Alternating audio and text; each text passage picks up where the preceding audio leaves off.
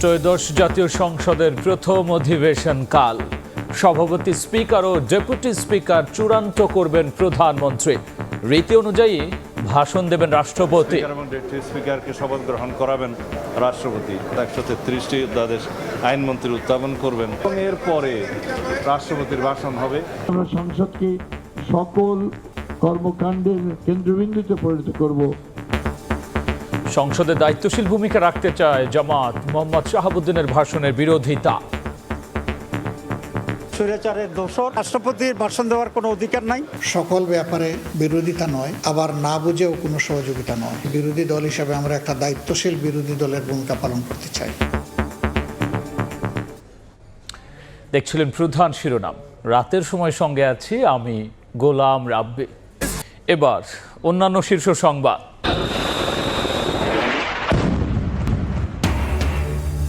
ইরানে শক্তিশালী হামলার রাতে ইসরায়েলে ব্যাপক ক্ষেপণাস্ত্র নিক্ষেপ। হরমুজে 16 নৌযান ধ্বংসের দাবি ট্রাম্পের। নতুন সর্বোচ্চ নেতা আহত হলেও নিরাপদ থাকার দাবি তেহরানের।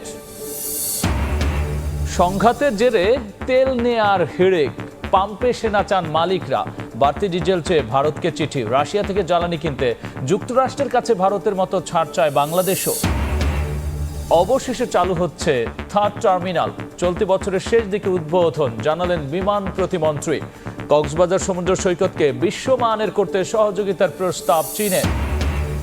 এই যাত্রার জন্য লাইন ও কোচ সংস্কারে ব্যস্ত রেলওয়ে। এবারও লক্কর ঝক্কর বাস ঘষে মেজে নামানোর প্রস্তুতি। ফিটনেসবিহীন গাড়ি চলতে না দেওয়ার হুঁশিয়ারি।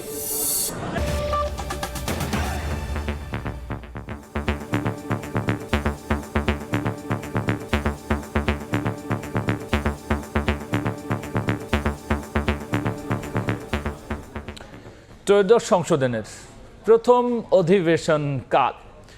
রীতি অনুযায়ী একদিন আগে সংসদ নেতা তারেক রহমানের সভাপতিত্বে অনুষ্ঠিত হয় সরকারি দলের সংসদীয় সভা। বৈঠক শেষে বিএনপির সংসদ সদস্যরা জানিয়েছেন, সভাপতি, স্পিকার ও ডেপুটি স্পিকার নির্বাচনের বিষয়ে সিদ্ধান্ত নেবেন সংসদ নেতা। আর বিধি অনুযায়ী কাল তাদের শপথ পড়ানোর পাশাপাশি অধিবেশনে ভাষণ দেবেন রাষ্ট্রপতি। যাত্রা শুরু হচ্ছে ত্রয়োদশ জাতীয় সংসদের। রীতি অনুযায়ী আগের সংসদের স্পিকারের সভাপতিত্বে অধিবেশন শুরু হওয়ার কথা থাকলেও স্পিকারের চেয়ারটি ফাঁকা রেখে শুরু হচ্ছে 24-এর গণ অভ্যুত্থান পরবর্তী সংসদের প্রথম অধিবেশন। অধিবেশনের শুরুতে বক্তব্য রাখবেন সংসদ নেতা প্রধানমন্ত্রী তারেক রহমান। তিনিই ঘোষণা করবেন সভাপতিত্ব করবেন কে।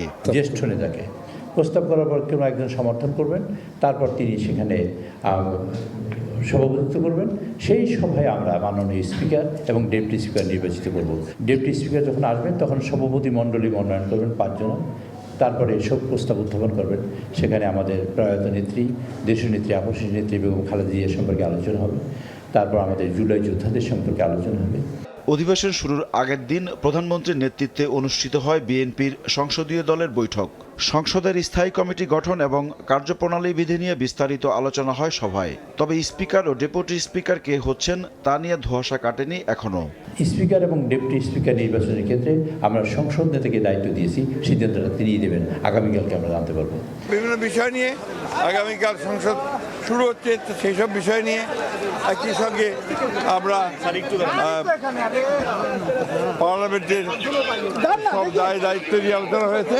সাধারণত ক্ষমতাসীন দল থেকেই স্পিকার, ডেপুটি স্পিকার নির্বাচিত হয়ে থাকে। তবে এবার ডেপুটি স্পিকারের পদটি বিরোধী দল জামায়াতে ইসলামীকে দেওয়ার প্রস্তাব দিয়েছে বিএনপি। জামায়াত সাড়া না দিলে বিএনপি থেকেই হবে deputy speaker. Speaker, deputy speaker নির্বাচিত হওয়ার পর বসবে মূল অধিবেশন। উত্থাপন করা হবে অন্তর্বর্তী সরকারের সময় হওয়া 133টি অধ্যাদেশ। সংসদের বিধি মোতাবেক যে সমস্ত স্পিকার এবং ডেপুটি স্পিকারকে শপথ গ্রহণ করাবেন রাষ্ট্রপতি। এরপরে আবার অধিবেশন বসবে। সংসদে যে সমস্ত অর্ডিন্যান্সগুলো প্লেস করার কথা, উত্থাপন করার কথা 133টি অধ্যাদেশ আইনমন্ত্রী উত্থাপন করবেন। প্রথা অনুযায়ী প্রথম অধিবেশনে ভাষণ দিবেন রাষ্ট্রপতি মোহাম্মদ শাহাবুদ্দিন। আর কার্য উপদেষ্টা কমিটি গঠনের পর ঠিক হবে প্রথম অধিবেশনের সময়কাল। ইমরুল আহসান, সময় সংবাদ, ঢাকা। রাষ্ট্রপতি মোহাম্মদ শাহাবুদ্দিন সংসদে ভাষণ দেওয়ার কোনো অধিকার নেই বলে মন্তব্য করেছেন বিরোধী দলীয় নেতারা। সংসদীয় সভা শেষে তারা জানান, ডেপুটি স্পিকারের বিষয়ে প্রস্তাব পাওয়ার পর সিদ্ধান্ত জানানো হবে। সংসদে জামাত দায়িত্বশীল ভূমিকা রাখতে চায় উল্লেখ করেন নেতারা। বলেন, বাধ্য না হলে কোনো বিষয় আদালত পর্যন্ত নেওয়া হবে না। কৃতজ্ঞতা জ্ঞাপন করছি।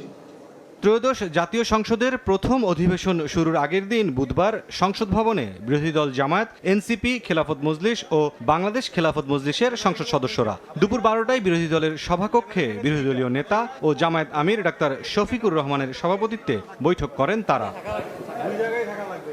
ঘণ্টাব্যাপী বৈঠক শেষে বিরোধী দলীয় চিফ হুইপ ও এনসিপি আহ্বায়ক নাহিদ ইসলাম জানান, সংসদে বিরোধী দলের ভূমিকা নির্ধারণ নিয়ে আলোচনা হয়েছে। স্পিকার নির্বাচনের কথা, নির্বাচন হওয়ার কথা, ডেপুটি স্পিকার নির্বাচন হওয়ার কথা, এই সংসদটাকে সংবিধান সংস্কার পরিষদ হিসেবে কার্যকর করা, এই বিষয়গুলো নিয়ে আলোচনা এখনো চলমান আছে। বিরোধী দলীয় উপনেতা ও জামায়াতের নায়েবে আমির সৈয়দ আব্দুল্লাহ মোহাম্মদ তাহের বলেন, অধিবেশনে রাষ্ট্রপতির ভাষণ দেওয়ার কোনো অধিকার নেই। আর ডেপুটি স্পিকার প্রসঙ্গে বলেন, আনুষ্ঠানিক প্রস্তাব পেলে নেওয়া হবে সিদ্ধান্ত। রাষ্ট্রপতির ভাষণ দেওয়ার কোনো অধিকার নাই। স্বৈরাচারের দোসর বিএনপি কেন যে তাকে দিয়ে সব ভাষণ দেওয়াচ্ছে এটা আমাদের কাছে পরিষ্কার নয়। স্পিকারের বিষয়ে যখন প্রস্তাব আসবে তখন এটা আমরা জানাবো। বিরোধী দলীয় নেতা ডাক্তার শফিকুর রহমান বলেন, দায়িত্বশীল বিরোধী দলের ভূমিকা পালন করবে জামায়াত। সবকিছুতে বিরোধিতা নয়, আবার না বুঝে সমর্থনও নয়। বিরোধী দল হিসাবে আমরা একটা দায়িত্বশীল বিরোধী দলের ভূমিকা পালন করতে চাই। সকল ব্যাপারে বিরোধিতা নয়, আবার না বুঝেও কোনো সহযোগিতা নয়। দেশ এবং জাতির কল্যাণে সরকারি দলের গৃহীত সকল সিদ্ধান্ত এবং পদক্ষেপে আমাদের সমর্থন থাকবে, সহযোগিতা থাকবে। জনগণের অধিকার প্রতিষ্ঠায় সংসদে কার্যকর ভূমিকা রাখার প্রত্যয় জানান বিরোধী দলীয় সংসদ সদস্যরা। তারা এগুলো ভুলে গিয়ে। মুরসালিন হক জুনায়েদ, সময় সংবাদ, ঢাকা। নতুন সংসদ দেশের সব কর্মকাণ্ডের কেন্দ্রবিন্দু হবে বলে জানিয়েছেন স্থানীয় সরকার মন্ত্রী ও বিএনপি মহাসচিব মির্জা ফখরুল ইসলাম আলমগীর। আর স্বরাষ্ট্রমন্ত্রী বলেছেন, অন্তর্বর্তী সরকারের 133টি অধ্যাদেশ সংসদে পাশ করবে বিএনপি সরকার। ত্রয়োদশ জাতীয় সংসদ নির্বাচনের পর বৃহস্পতিবার বসতে যাচ্ছে বহুল প্রতীক্ষিত প্রথম অধিবেশন। দীর্ঘ 17 বছর পর নতুন করে এই সংসদ অধিবেশন নিয়ে সবার মধ্যে রয়েছে বেশ আলোচনা। যে অধিবেশনে নির্বাচিত হবেন স্পিকার ও ডেপুটি স্পিকার, ভাষণ দেবেন রাষ্ট্রপতি মোহাম্মদ শাহাবুদ্দিন। বিএনপি মহাসচিব ও স্থানীয় সরকার মন্ত্রী মির্জা ফখরুল ইসলাম আলমগীর বলেছেন, আগামীর সংসদ হবে দেশের সব কর্মকাণ্ডের কেন্দ্রবিন্দু। বুধবার সন্ধ্যায় জাতীয় প্রেস ক্লাবে এক ইফতার মাহফিলে একথা বলেন তিনি। নতুন যে গণতন্ত্রের কথা আমরা চিন্তা করছি, আমরা যে চিন্তা করছি যে আমরা গণতন্ত্রকে প্রাতিষ্ঠানিক রূপ দেব, আমরা যে চিন্তা করছি আমরা সংসদকে সকল কর্মকাণ্ডের কেন্দ্রবিন্দুতে পরিণত করব, সেই লক্ষ্যে আমরা যারা এগিয়ে যেতে পারি। এ সময় জনগণ, রাজনৈতিক দল ও গণমাধ্যম এই তিনের সমন্বয়ে দেশ এগিয়ে যাবে বলে মন্তব্য করেন জামায়াত ইসলামের সেক্রেটারি জেনারেল মিয়া গোলাম পরওয়ার। জনগণ, রাজনৈতিক দল এবং গণমাধ্যম, এই তিনটির সমন্বয়ের মধ্য দিয়ে একটা রাষ্ট্র, একটা সমাজ, একটা সভ্যতার বিনির্মাণ ঘটে। এদিন সন্ধ্যায় রাজধানীর চীনমৈত্রী সম্মেলন কেন্দ্রে এক অনুষ্ঠানে স্বরাষ্ট্রমন্ত্রী ও বিএনপির স্থায়ী কমিটির সদস্য সালাউদ্দিন আহমদ বলেছেন, অন্তর্বর্তী সরকারের বেশ কিছু অধ্যাদেশ সংসদে সরাসরি পাশ করা যেতে পারে। কেন জুলাই জাতীয় সনদে একটা দফার মধ্যে তাদেরকে ইনডেমনিটি দেওয়া হলো? এটাকে আপনি হিউম্যান রাইটস ভায়োলেশন ধরবেন? রাজধানীর নিকুঞ্জের একটি হোটেলে জিয়া সাইবার ফোর্স আয়োজিত ইফতার মাহফিলে যোগ দেন পানি সম্পদ মন্ত্রী এবং মৎস্য ও প্রাণী সম্পদ প্রতিমন্ত্রী। এ সময় তারা বলেন, গণতন্ত্র ও জনগণের সরকার প্রতিষ্ঠায় জাতীয়তাবাদী অনলাইন প্ল্যাটফর্মগুলো দায়িত্বশীল ভূমিকা পালন করেছে। আগামী 5 বছর টার্গেট করে যখন আমরা কাজ করব, সেই চ্যালেঞ্জটা কিন্তু আরো কঠিন হবে এবং এই কঠিন চ্যালেঞ্জটুকু কিন্তু বট বাহিনীর বিরুদ্ধে আমাদেরকে, আপনাদেরকে করতে হবে। একই দিন সন্ধ্যায় গোপীবাগে মুক্তিযুদ্ধ প্রজন্ম দল আয়োজিত ইফতার মাহফিলে মুক্তিযুদ্ধ প্রতিমন্ত্রী ইঞ্জিনিয়ার ইশরাক হোসেন বলেন, স্বাধীনতা পরবর্তী সময়ে মুক্তিযুদ্ধকে প্রশ্নবিদ্ধ করতে আধিপত্যবাদী শক্তি ষড়যন্ত্র করেছে। আমাদের রাজনীতিতে হস্তক্ষেপ করেছে, আমাদের বাংলাদেশের জনগণের অধিকারকে লুণ্ঠন করেছে, বাংলাদেশের গণতন্ত্রকে হত্যা করেছে। মুক্তিযুদ্ধের চেতনাকে ধারণ করে দেশকে এগিয়ে নিতে সবার প্রতি আহ্বান জানান মুক্তিযুদ্ধ বিষয়ক প্রতিমন্ত্রী। আহমেদ সালেহিন, সময় সংবাদ, ঢাকা। ডেঙ্গু চিকুনগুনিয়া রোধে আগামী 14 মার্চ থেকে সারা দেশে শুরু হচ্ছে পরিচ্ছন্নতা অভিযান। দেশবাসীর উদ্দেশ্যে একটি বিশেষ ভিডিও বার্তায় কথা জানিয়েছেন প্রধানমন্ত্রী তারেক রহমান। প্রতি শনিবার এলাকার জনগণকে সঙ্গে নিয়ে জনপ্রতিনিধিদের অভিযানের নির্দেশ দিয়েছেন সরকার প্রধান। জনস্বাস্থ্যবিদগণ বলছেন, বর্তমানে ডেঙ্গু আক্রান্ত হওয়ার বিষয়টি নির্দিষ্ট কোনো মৌসুমে সীমাবদ্ধ নেই। সুতরাং যে কোনো সময় মানুষ ডেঙ্গু বা চিকুনগুনিয়ায় আক্রান্ত হওয়ার আশঙ্কা রয়েছে। ডেঙ্গু প্রতিরোধে সচেতনতা এবং পরিষ্কার পরিচ্ছন্নতাই সবচেয়ে কার্যকর উপায়। এই পরিচ্ছন্নতা অভিযানে স্থানীয় প্রশাসন কার্যকরী উদ্যোগ গ্রহণ করছে। এর পাশাপাশি প্রতিটি এলাকার জাতীয় সংসদ সদস্যগণ সর্বস্তরের জনপ্রতিনিধিদের গণের প্রতি আমার আহ্বান, জনগণকে সঙ্গে নিয়ে প্রতি সপ্তাহের শনিবার আপনারা যার যার এলাকার নিজ নিজ বসত বাড়ি এবং আশেপাশের এলাকায় পরিচ্ছন্নতা অভিযান পরিচালনা করুন। রাতের সময়ে আরও থাকছে। ট্রাইব্যুনালের সাবেক প্রসিকিউটর সাইমুম রেজার ঘুষকাণ্ড অভিযোগের তদন্ত শুরু। ফ্যাক্টস ফাইন্ডিং কমিটি অনিয়মের প্রমাণ পেলে কঠোর আইনি ব্যবস্থার হুঁশিয়ারি। কুয়েত ও বাহরাইনের মার্কিন ঘাঁটিতে নতুন করে হামলা চালানোর দাবি করেছে ইরান। ইরাকে ও বাহরাইনে 2 জন নারী নিহত হয়েছেন। তেল আবিব, হাইফা ও জেরুজালেম লক্ষ্য করে ক্ষেপণাস্ত্র হামলা চালিয়েছে তেহরান। এর মধ্যেই হরমুজ প্রণালীতে যুক্তরাষ্ট্র এবং তাদের মিত্রদের জাহাজ চলাচল বন্ধে মাইন বসানো শুরু করেছে তেহরান। যদিও বেশ কয়েকটি মাইন পাতা নৌযান ধ্বংসের দাবি করেছে ওয়াশিংটন। এদিকে ইসরায়েলের হামলায় ইরানের নতুন সর্বোচ্চ নেতা মুজতবা আহত হলেও আছেন নিরাপদে। কোনোভাবেই নিয়ন্ত্রণে আসছে না ইরানের ওপর ইসরায়েলের আগ্রাসন। ইসরায়েলের একের পর এক ক্ষেপণাস্ত্রের আঘাতে কেঁপে উঠছে ইরানের রাজধানী তেহরান সহ বিভিন্ন শহর। দেশটির পশ্চিমাঞ্চলের বুরুজেরদো শহরে আইন শৃঙ্খলা বাহিনীর সদর দফতরে হামলা চালিয়েছে নেতানিয়াহু বাহিনী। ইসরায়েলের হামলার উপযুক্ত জবাব দিয়ে যাচ্ছে ইরান। ইসরায়েলের রাজধানী তেল আবিবে মিসাইল হামলা চালিয়েছে ইরান। একই দিনে কাতারে 5টি ব্যালিস্টিক মিসাইল নিক্ষেপ করেছে তেহরান। সেই সঙ্গে বাহরাইনের একটি আবাসিক ভবনে ইরানের ড্রোনের আঘাতে বেশ কয়েকজন হতাহত হয়েছেন। ইরাকের বাগদাদে রকেটের ধাতব খণ্ডের আঘাতে এক নারীর মৃত্যু হয়েছে। ইরানের ইসলামী বিপ্লবী গার্ড বাহিনী কুয়েত ও বাহরাইনে মোতায়েন করা মার্কিন সেনাদের উপর হামলার দাবি করেছে। এদিকে হরমুজ প্রণালীতে যুক্তরাষ্ট্র এবং তাদের মিত্রদের জাহাজ অতিক্রম করলেই ধ্বংস করা হবে বলে হুঁশিয়ারি দিয়েছে আইআরজিসির নৌবাহিনী। এই প্রণালীতে এরই মধ্যে মাইন বসানো শুরু করেছে ইরান। হরমুজ প্রণালীতে 1 লিটার তেলও ইসরায়েল ও যুক্তরাষ্ট্রের কাছে পৌঁছাতে দেওয়া হবে না বলে হুঁশিয়ারি দিয়েছে তেহরানের সামরিক বাহিনী। হরমুজ প্রণালীতে মাইন না বসাতে ইরানকে হুঁশিয়ারি দিয়েছেন মার্কিন প্রেসিডেন্ট ডোনাল্ড ট্রাম্প। একই সঙ্গে বেশ কয়েকটি মাইন বসানো নৌকা ধ্বংসের দাবি করেছেন তিনি। ইরানে নিহত শীর্ষ সামরিক কমান্ডারদের শেষ বিদায়ে রাস্তায় নেমেছেন হাজার হাজার মানুষ। রাষ্ট্রীয় শোকযাত্রায় কফিন বহন করে স্লোগান দেন সাধারণ জনতা। নতুন নেতৃত্ব ও দেশের প্রতিরক্ষায় শেষ রক্তবিন্দু পর্যন্ত লড়ার অঙ্গীকারও শোনা গেছে শোকসভায়। মালিহা সুহরওয়ার্দী, সময় সংবাদ। জ্বালানি তেল নিয়ে কাটছে না অস্থিরতা।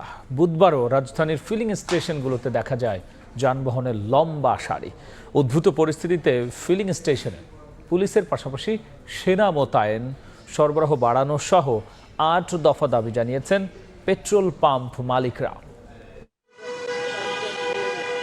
সপ্তাহখানেক ধরেই রাজধানীর পাম্পে পাম্পে যানবাহনের দীর্ঘ সারি। মধ্যপ্রাচ্যে সংঘাতের জেরে সংকটের শঙ্কায় জ্বালানি তেল বিক্রি হচ্ছে রেশনিং পদ্ধতিতে। ফলে ফিলিং স্টেশনে ঘন্টার পর ঘন্টা অপেক্ষা গ্রাহকদের। সেই মহাকালীর ওইখান থেকে লাইন ধরছি, এই পর্যন্ত আসতে 3 ঘন্টা লাগবে। 9টা থেকে শুরু, এখন 10টার বেশি বাজে। তেলই নিতে পারি না, অফিসে যাবো কিভাবে? আগে তো আসতাম 5 মিনিটে নিয়ে যেতাম তেল, এখন তো আর সেটা নাই। রাজধানীর একটি হোটেলে সংবাদ সম্মেলনে ফিলিং স্টেশন মালিকদের সংগঠন বাংলাদেশ পেট্রোল পাম্প ওনার্স অ্যাসোসিয়েশনের নেতারা অভিযোগ করেন, বিপণন কোম্পানি থেকে মিলছে না চাহিদা মতো জ্বালানি তেল। শুক্রবার থেকে শনিবার রবিবার পর্যন্ত পাম্প ড্রাই ছিল। রবিবারে আমাকে দেয়া হয়েছে আমার 20,000 জায়গায় মাত্র 4,500 লিটার। চট্টগ্রাম বিভাগের ম্যাক্সিমাম পাম্পই তেল তো পাচ্ছেই না। সবচেয়ে বড় সমস্যা হচ্ছে আমাদের নিরাপত্তাটার অভাব হয়ে গেছে। প্রত্যেকটি ফিলিং স্টেশন নিরাপত্তার জন্য পুলিশের সাথে সেনা সদস্য মোতায়েন করতে হবে। আমাদের যানবাহনের নিরাপত্তা নিশ্চিত করা না হলে আমরা আমাদের ব্যবসা বন্ধ রাখার ঘোষণা দিতে বাধ্য হব। এদিকে বিভাগীয় শহরে ফিলিং স্টেশনে পেট্রোল ও অকটেন সরবরাহের পরিমাণ 10% বাড়ানোর সিদ্ধান্ত নিয়েছে বিপিসি। অন্যদিকে বুধবারও চট্টগ্রাম বন্দরে জ্বালানিবাহী 14টি জাহাজের খালাস কার্যক্রম চলে। আমদানি করা জ্বালানির মধ্যে আছে অপরিশোধিত জ্বালানি তেল, ডিজেল, ফার্নেস অয়েল, এলএনজি ও এলপি গ্যাস। ফারুক ভিয়া, রবিন, সময় সংবাদ, ঢাকা। এসব বিষয় নিয়ে বিস্তারিত আলোচনার জন্য স্টুডিওতে আছেন সহকর্মী ফারুক ভুঁইয়া রবিন। যাচ্ছি তার কাছে। রবিন, আমরা আপনার রিপোর্টটা দেখলাম এবং দেখলাম যে আসলে পাম্প মালিকরা কিন্তু পুলিশের পাশাপাশি নিরাপত্তা বাড়ানোর জন্য সেনা সহায়তা চেয়েছেন। সেক্ষেত্রে আসলে কি পরিস্থিতি হচ্ছে, কি দেখছেন? না, পাম্প মালিকরা যে কথাটি বলছেন যে পরিস্থিতি তৈরি হয়েছে সেক্ষেত্রে মানুষ আসলে যে হুমড়ি খেয়ে পড়ছে পেট্রোল পাম্পগুলোতে এবং যে দীর্ঘ সারি ঘন্টার পর ঘন্টা তাদেরকে অপেক্ষা করতে হচ্ছে, অর্থাৎ গ্রাহকদের অপেক্ষা করতে হচ্ছে। তো সেই জায়গায় এই যে রেশনিং পদ্ধতি চলছে, অর্থাৎ নির্ধারিত পরিমাপ কিন্তু মেপে দেওয়া হচ্ছে যে এর বেশি যানবাহন কোন যানবাহন কতটুকু পর্যন্ত যে জ্বালানি তেল নিতে পারবে। তো এই অবস্থায় গ্রাহকরা যারা ফিলিং স্টেশনের কর্মচারী রয়েছেন তাদের উপর ক্ষুব্ধ হয়ে পড়ছেন এবং কোথাও কোথাও দেখা যাচ্ছে যে ফিলিং স্টেশনগুলোতে হামলা চালানো হচ্ছে। এই ধরনের যখন অবস্থা তখন তারা যে কথাটি বলছেন যে ফিলিং স্টেশন মালিকরা এই জায়গাতে তারা একটু যে নিরাপত্তার জায়গা নিয়ে উদ্বিগ্ন রয়েছেন, সেই কারণেই তারা পুলিশের পাশাপাশি ফিলিং স্টেশনগুলোতে সেনাবাহিনীর সদস্যদের মোতায়েন চাচ্ছেন। এবং অন্যদিকে তারা আজকে যখন সংবাদ সম্মেলন করেছেন সে জায়গায় কিছু হুঁশিয়ারিও দেওয়া হয়েছে তাদের পক্ষ থেকে। সেখানে তারা বলছেন যদি নিরাপত্তা নিশ্চিত করা না হয় তাহলে তারা ব্যবসা বন্ধ করে দিতে বাধ্য হবেন এবং তারা বেশ কিছু দাবি জানিয়েছেন যে এই দাবিগুলো যদি পূরণ করা না হয় তাহলে যদি কোনো অনাকাঙ্ক্ষিত পরিস্থিতি সৃষ্টি হয় তাহলে তার দায় সরকারকেই নিতে হবে।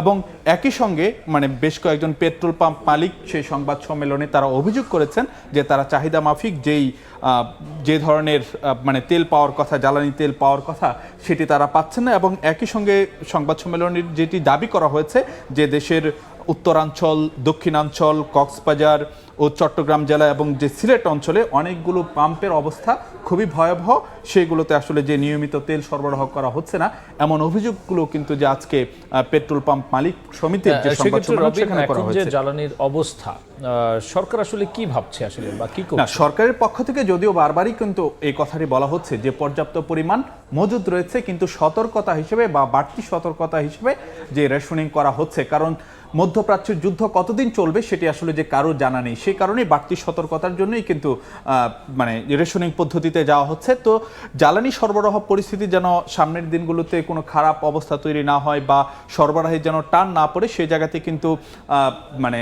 এলএনজি সরবরাহ সেগুলো স্পট মার্কেট থেকে তিন কার্গো এলএনজি কেনার জন্য অর্থ মন্ত্রণালয় থেকে আজকে কিন্তু ক্রয় সংক্রান্ত কমিটির যে বৈঠকে সেই অনুমোদনটি দেওয়া হয়েছে। এবং একটি বিষয় যদি আপনাদেরকে জানাতে চাই যে এলএনজি কিন্তু আমরা দীর্ঘমেয়াদে কাতার এবং ওমান থেকে যে কিনে থাকি, আর বাদ বাকি যে চাহিদাটা মেটানো হয় স্পট মার্কেট থেকে।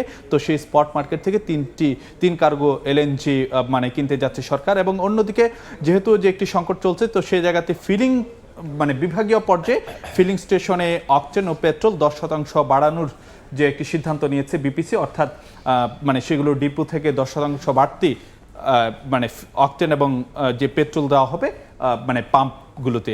এবং অন্যদিকে যেহেতু যে সাশ্রয়ী নীতি অবলম্বন করছে সরকার, সেই জায়গাতে ব্যাংকারদেরকে ব্যক্তিগত গাড়ির বদলে গণপরিবহন ব্যবহারের যে একটি নির্দেশনা কেন্দ্রীয় ব্যাংকের তরফ থেকে দেওয়া হয়েছে। তো রাব্বি, এটিকে আস্তে আস্তে অন্য সরকারি প্রতিষ্ঠানও কি দেওয়া হবে কিনা এরকম সেটি যদিও বলা না, কিন্তু সরকারের পক্ষ থেকে বারবারই যে কথাটি বলা হচ্ছে যেন সবাই যেন সাশ্রয়ী নীতি মেনে চলেন। এবং আরো কিছু যেমন সিটি কর্পোরেশন সহ কিছু কিছু জায়গায় কিন্তু আমরা যেটি দেখছি যে জ্বালানি তেলের যে নির্ধারিত সীমা রয়েছে সেগুলো কোনো অফিস থেকে কিন্তু সেইগুলো কিছুটা কাটছাট করা হচ্ছে যে কর্মকর্তাদের ক্ষেত্রে কিংবা অন্য গাড়ির ক্ষেত্রে। তার বাইরেও যে এসির যেই যে তাপমাত্রা যেটি রাখে সেটিগুলো কিন্তু যে 25 ডিগ্রির নিচে যেন না নামে 25 ডিগ্রির উপরে যেন করা হয় এসি ব্যবহার করতে, সেই নির্দেশনাগুলো কিন্তু দেওয়া হচ্ছে। তো রাব্বি, একটু যদি আপনাদেরকে জানাতে চাই এখানে কিন্তু সরকার নানান কিছু চিন্তা ভাবনা করছে, বিকল্প উৎসের সন্ধান করছে, জ্বালানি কূটনীতিও চলছে। আজকেও কিন্তু যে সরকারের অর্থমন্ত্রী ও জ্বালানি মন্ত্রীর সঙ্গে দুজন কূটনীতিক সাক্ষাৎ করেছেন, একজন যেমন ঢাকায় নিযুক্ত ভারতীয় হাই কমিশনার, অন্যজন ঢাকায় নিযুক্ত মার্কিন রাষ্ট্রদূত। সেখানে কিন্তু যে জ্বালানি পরিস্থিতি নিয়ে কথাবার্তা হয়েছে। আমাদের হাতে প্রতিবেদনটি রয়েছে, একটু দেখে তারপর ফিরছে আলোচনায়।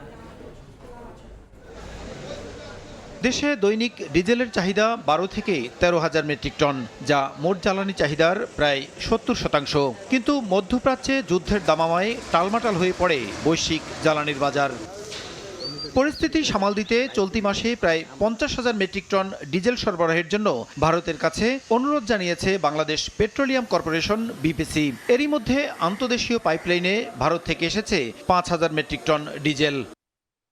বুধবার বিকেলে সচিবালয়ে জ্বালানি মন্ত্রীর সঙ্গে বৈঠক হয় ভারতীয় হাইকমিশনার প্রণয় ভার্মার। বৈঠক শেষে হাইকমিশনার বলেন, জ্বালানি সহায়তা চেয়ে বাংলাদেশের দেয়া আনুষ্ঠানিক চিঠি পর্যালোচনা করবে তার দেশ। আর মন্ত্রী বলছেন, আপৎকালীন পরিস্থিতিতে সরবরাহের পরিমাণ নিয়ে এখনো নিশ্চিত নন তারা।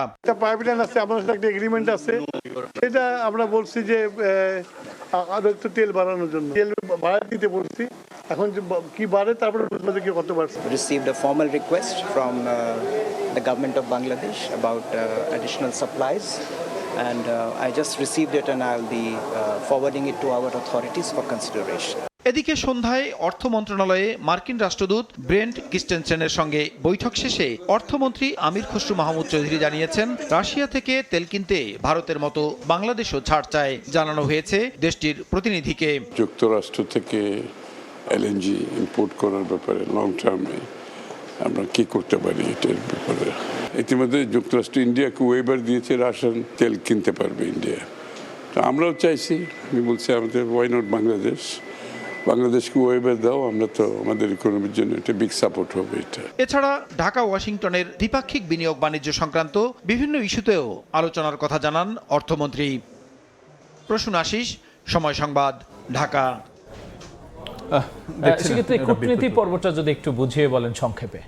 না, যেহেতু এরকম একটি যে সংকটময় পরিস্থিতি চলছে বা সংকটের শঙ্কা পরিস্থিতি পুরো বিশ্ব জুড়ে, তো সেই জায়গায় কিন্তু যে বিকল্প উৎসের সন্ধান করায় একটা গত কয়েকদিন যাবতই যখন সরকারের মন্ত্রীদের সঙ্গে বিভিন্ন দেশের কূটনীতিকরা সাক্ষাৎ করতেন, তো সেখানে কিন্তু যে জ্বালানি পরিস্থিতি বা জ্বালানি ইস্যুটি সেটি গুরুত্ব পেত। আজকেও যে ঢাকায় নিযুক্ত মার্কিন রাষ্ট্রদূত তিনি যখন অর্থমন্ত্রীর সঙ্গে বৈঠক করেন, এবং অন্যদিকে ঢাকায় নিযুক্ত ভারতীয় হাই কমিশনার যখন জ্বালানি মন্ত্রী ও প্রতিমন্ত্রীর সঙ্গে বৈঠক করেছেন, সেখানে কিন্তু যে জ্বালানি পরিস্থিতি বা জ্বালানি ইস্যুটি সেটি বেশ গুরুত্ব পেয়েছে। তো সে জায়গায় এর আগে আমরা কিন্তু যে শুনেছিলাম যে দিল্লির কাছে যে বা ভারতের কাছে যে একটি অনুরোধ করা হয়েছিল বাড়তি ডিজেল পাঠানোর জন্য, তো আজকেও কিন্তু বৈঠকে সে বিষয়টি উঠেছে এবং বাড়তি ডিজেল পাওয়ার জন্য ভারতকে ঢাকার পক্ষ থেকে যে আনুষ্ঠানিক অনুরোধ করা হয়েছে, এবং সেটি হাই কমিশনার বলেছেন তিনি সেই বিষয়টি দিল্লিকে অবহিত করবেন, এবং সরকারের পক্ষ থেকে যেটি বলা হয়েছে যে কী পরিমাণ ডিজেল পাওয়া যাবে সেটি কিন্তু এখনো পর্যন্ত নিশ্চিত হয়নি, তবে যেটি আশা করা হচ্ছে যে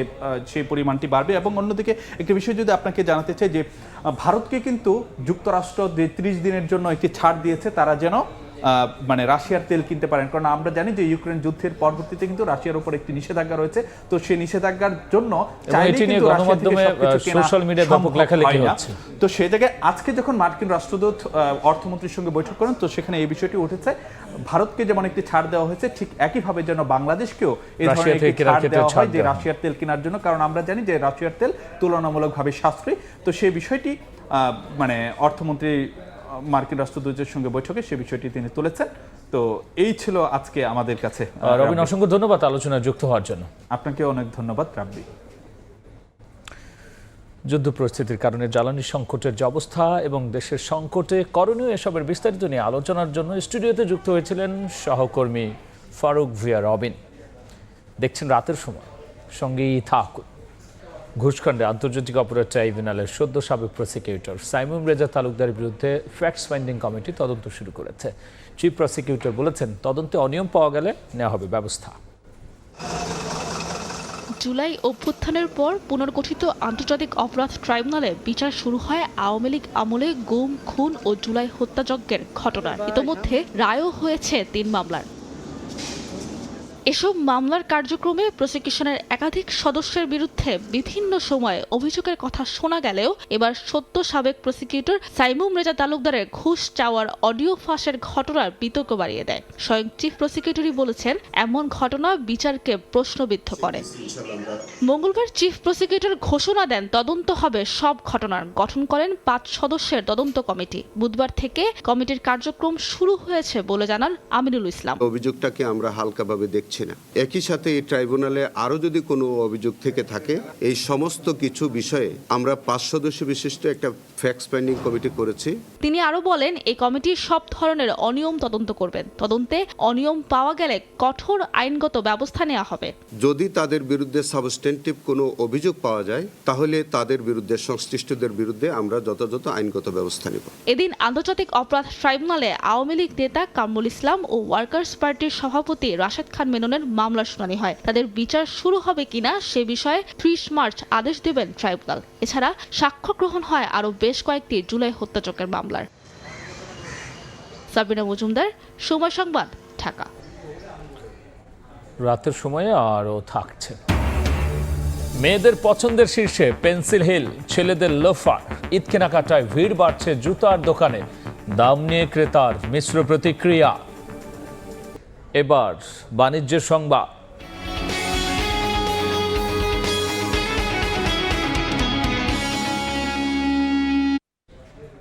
চলতি বছর শেষের দিকে চালু হচ্ছে বহুল আলোচিত শাহজালাল বিমানবন্দরের 3য় টার্মিনাল।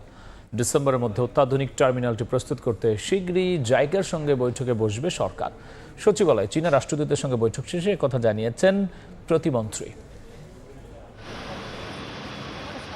যাত্রী সেবার মান উন্নয়ন এবং পরিচালনায় দক্ষতা বৃদ্ধির লক্ষ্যে 2019 সালে হযরত শাহজালাল আন্তর্জাতিক বিমানবন্দরের 3য় টার্মিনালের নির্মাণ কাজ শুরু হয়। জাইকার সহযোগিতায় 21,398 কোটি টাকা ব্যয়ের এই টার্মিনালের আংশিক উদ্বোধন করা হয় 2023 সালের 7 অক্টোবর। 2024 সালের মধ্যে পূর্ণাঙ্গভাবে চালুর কথা থাকলেও শেষ পর্যন্ত তা সম্ভব হয়নি।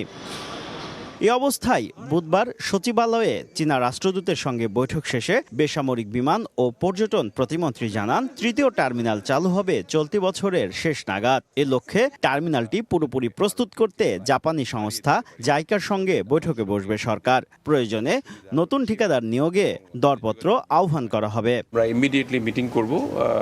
ওই আগের যে কন্ট্রাক্ট ছিল জাইকার সঙ্গে, জাপানের সঙ্গে, তাদের রিভিউ করার চেষ্টা করতেছি। যদি এটা ওদের সঙ্গে হয়ে যায় তাহলে আমরা করব, আর না হলে আমরা ওপেন টেন্ডারের মাধ্যমে ওএনএমটা করব।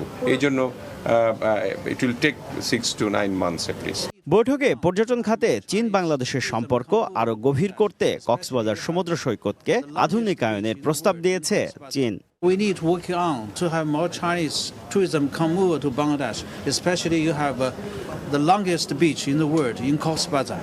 এছাড়াও ঢাকা গুয়াংজু রুটে অতিরিক্ত 2টি এবং বেইজিং রুটে 1টি সহ সপ্তাহে 15টি ফ্লাইট চলাচলের অনুমতি চেয়েছেন ঢাকায় নিযুক্ত চীনা রাষ্ট্রদূত। শুভ খান, সময় সংবাদ, ঢাকা।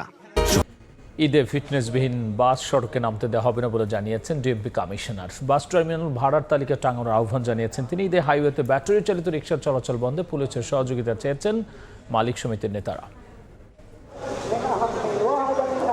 দরজায় কড়া নাড়ছে ঈদ। এবারের ঈদযাত্রা নির্বিঘ্নে মহাখালী বাস টার্মিনালে মত বিনিময় সভার আয়োজন করে পরিবহন মালিক শ্রমিক ঐক্য পরিষদ। বুধবার দুপুরে সেখানে উপস্থিত হয়ে ডিএমপি কমিশনার মোহাম্মদ সারোয়ার বলেন, ঈদে ফিটনেসবিহীন কোনো বাস সড়কে নামতে দেওয়া হবে না। চক্কর বাস যাতে রাস্তা না নামে এই জন্য আপনাদের সহযোগিতা কাম্য। পাশাপাশি বিআরটিএ সহ বিভিন্ন ম্যাজিস্ট্রেটরা মোবাইল কোর্ট পরিচালনা করবে। সমন্বয় করে কাজ করলে এই ঈদযাত্রা গত ঈদের চেয়ে আরও বেশি ভালো হবে। বাস টার্মিনালে চাঁদাবাজি কিংবা যাত্রীরা হয়রানির শিকার হলে কঠোর ব্যবস্থার হুঁশিয়ারি দেন শ্রমিক দলের সমন্বয়ক ও সংসদ সদস্য অ্যাডভোকেট শিমুল বিশ্বাস। আমরা মলম পার্টি টার্মিনালে দেখতে চাই না, কোনো চাঁদাবাজি টার্মিনালে দেখতে চাই না, কোনো ধরনের নারীর সাথে যদি শ্লীলতাহানি না, যদি অশোভন আচরণ করে তাকে আইডেন্টিফাই করে কঠোর শাস্তির ব্যবস্থা করা। ঈদে হাইওয়েতে ব্যাটারি চালিত রিকশা চলাচল বন্ধে পুলিশের সহযোগিতা চেয়েছেন পরিবহন মালিক সমিতির নেতারা। পাশাপাশি বাস প্রতি 100 লিটার তেলের প্রয়োজন বলেও জানান তারা। এই ব্যাটারি চালিত গাড়িগুলো বন্ধ করে দিলে আমাদের জন্য সুন্দর হবে। 10 লিটার বা 12 লিটার তেল দিয়ে কোনো গাড়ি টার্মিনাল ছেড়ে যেতে পারবে না।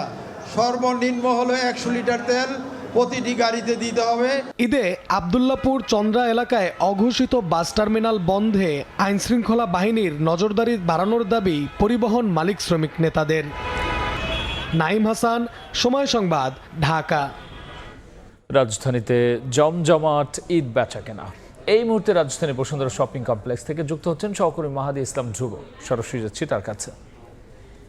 দুয়ারে করোনা আসছে মুসলিম উম্মার সবচেয়ে বড় ধর্মীয় উৎসব ঈদ উল ফিতর। সেই ঈদকে কেন্দ্র করে এরই মধ্যে রাজধানীর শপিং মলগুলো জমে উঠেছে এবং এই মুহূর্তে আমরা আছি রাজধানীর বসুন্ধরা শপিং কমপ্লেক্সে, যেখানে আসলে 21টি রমজান পার হয়ে গেছে এবং 21টি রমজান আমরা দেখেছি যেখানে পুরুষ এবং নারীরা তারা তাদের জামা কাপড় কেনায় ব্যস্ত ছিল। অর্থাৎ পুরুষরা যেখানে পাঞ্জাবি কিনতে ব্যস্ত ছিল, শার্ট কিনতে ব্যস্ততা দেখা গিয়েছে, নারীদের শাড়ি সালোয়ার কামিজের দোকানগুলোতে ভিড় দেখা গিয়েছে। এই মুহূর্তে কিন্তু আসলে আমরা দেখছি রাজধানীর যে জুতার দোকানগুলো রয়েছে সেই দোকানগুলো কিন্তু ক্রেতাদের পদচারণায় মুখরিত। আমরা জুতার দোকানগুলোতে যেহেতু আর মাত্র 9 থেকে 10 দিন বাকি রয়েছে ঈদের, সেই শেষ সময়টা এখন কিন্তু যারা ক্রেতা রয়েছেন তারা এই জুতার দোকানগুলোতে তাদের পছন্দের জুতা কিনতে ব্যস্ত সময় পার করছেন। আমরা এখানকার বেশ কিছু বিক্রেতার সঙ্গে কথা বলেছি, তারা যদিও যেটি দাবি করছে আসলে গত বছরের তুলনায় এই সময়টিতে আসলে বেচা বিক্রি খুব একটা ভালো নয়, তবে আমরা কিন্তু প্রত্যেকটি জুতার দোকানে মোটামুটি ভিড় লক্ষ্য করেছি